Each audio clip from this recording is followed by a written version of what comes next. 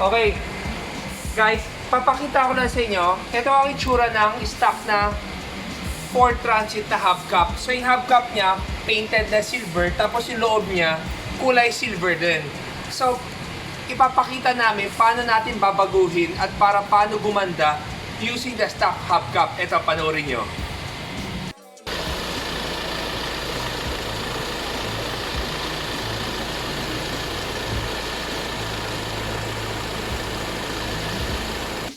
D.I.Y, parang yan yung ibig sabihin na D.I.Y.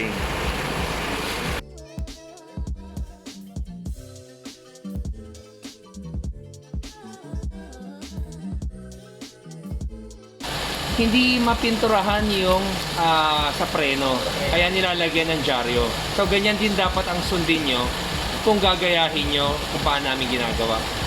Yan, sinisigurado nyo nakatakip yung caliper bago pinturahan.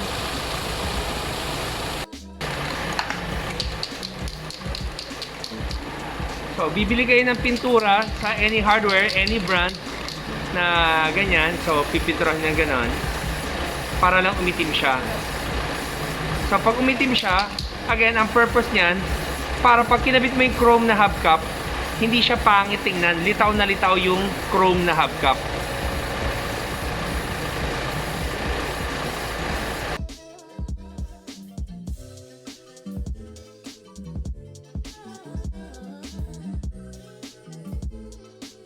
Okay guys, pagkatapos pinturahan yung hubcap na yan, ibabalik na.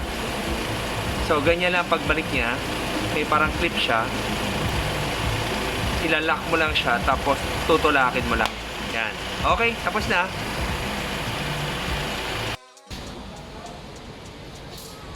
Okay guys, meron akong gustong i-share sa inyo.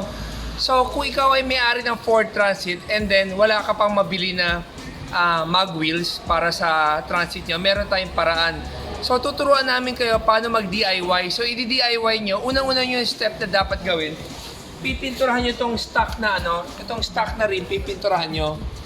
Kaya nyo pipinturahan para pag kinabitan natin ng chrome hubcap, which is ito, ang original ng Ford Transit, hindi siya naka-chrome. So ginawa namin, pina-chrome namin tong hubcap na to para magmukha siyang mag wheels pagka kinabit mo. So kaya mo siya initim para lang hindi makita yung mga sabuta. So guys, kakabit ko siya ngayon. Itututok ko lang yan sa may pito, tapos tulak mo lang na ganyan. Okay, tapos na.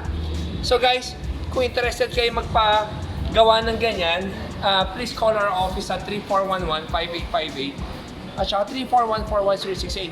One piece of this hubcap na papachrome mo, it's 3,500 pesos. So guys, thank you for watching. Always remember, Jesus loves you and God bless.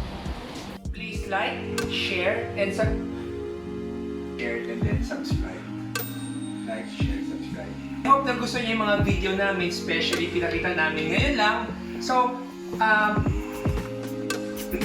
guys, I hope na gusto niyo ang aming mga video. So, yan yung video na pinakita namin ngayon. And then, ang una niyo gagawin, please like, share, and press the subscribe button para makita niyo pa ang aming more videos. Marami pa kaming videos na pwede ipakita sa inyo. Lalong-lalo na kung mahilig ka sa kotse at mahilig ka sa mga customized van, perfect ang page ito. So guys, thank you for watching our video and always remember, Jesus loves you and God bless.